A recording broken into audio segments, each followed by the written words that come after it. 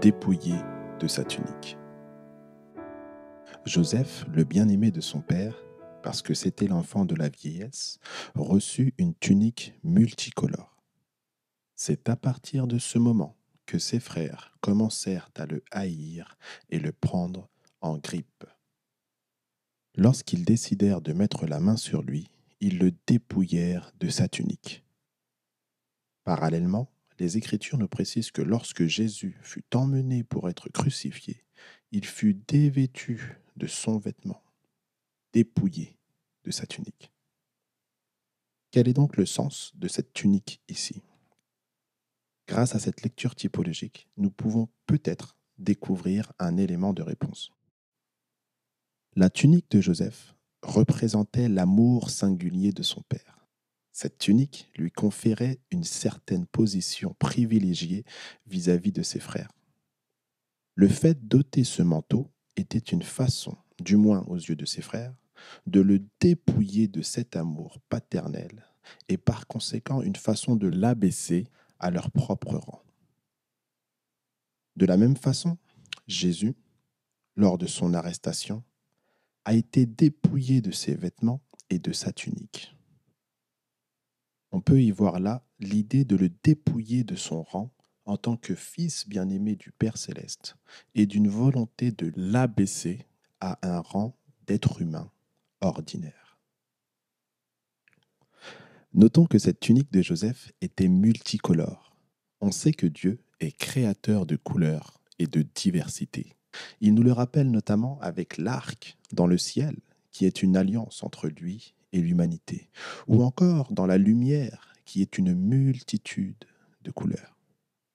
En ôtant le vêtement de Jésus, on lui enlevait symboliquement son statut divin pour le rabaisser à un statut humain.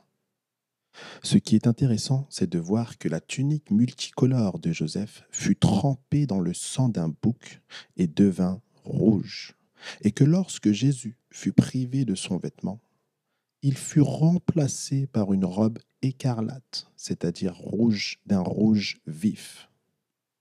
La tunique honorable de l'un fut amenée jusqu'au sacrifice d'un bouc. La tunique divine de l'autre fut tachée par le sang du sacrifice du Messie. Joseph et Jésus ont tous deux été humiliés. D'un rang honorable, ils ont été abaissés à un rang ordinaire jusqu'au sacrifice de leur personne. Voyez la douleur du Père. Jacob reconnaît le vêtement de son fils taché de sang. À ses yeux, son fils est mort, et il en éprouvera la douleur, dit-il, jusqu'à sa propre mort. Voyez la douleur du Père céleste. Dieu le Père reconnaît le vêtement de son Fils sacrifié à la croix pour le pardon de l'humanité. De par cet événement, Dieu nous montre à quel point le don de son Fils unique fut terrible. Jacob est ici un type de Dieu le Père. Jacob pleura son fils. Il est aussi intéressant de découvrir la lecture typologique sur certains événements, certaines situations. Que se passe-t-il lorsque Jésus est interrogé par les pharisiens? À la question « Es-tu le Christ, le Fils de Dieu ?» que fait le grand prêtre? Le grand prêtre, le souverain sacrificateur, Caïphe, déchire ses vêtements. Quel était l'habit du souverain sacrificateur?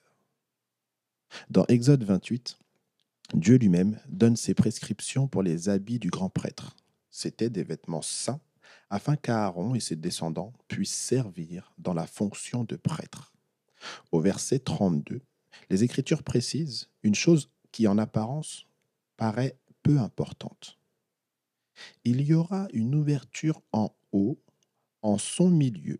Il y aura un galon d'ouvrage tissé tout autour de l'ouverture, comme si c'était l'ouverture d'un aubergeon, afin qu'elle ne se déchire pas.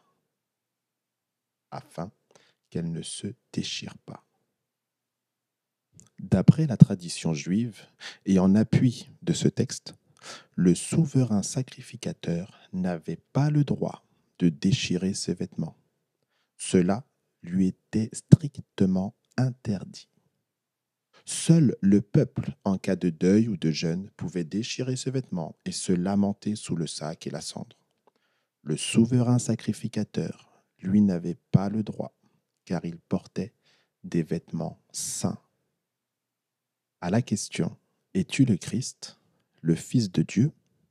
Jésus répond « Je le suis, et vous verrez le Fils de l'homme assis à la main droite de la puissance et venant dans les nuages du ciel. » À cette réponse, le grand prêtre déchira ses vêtements.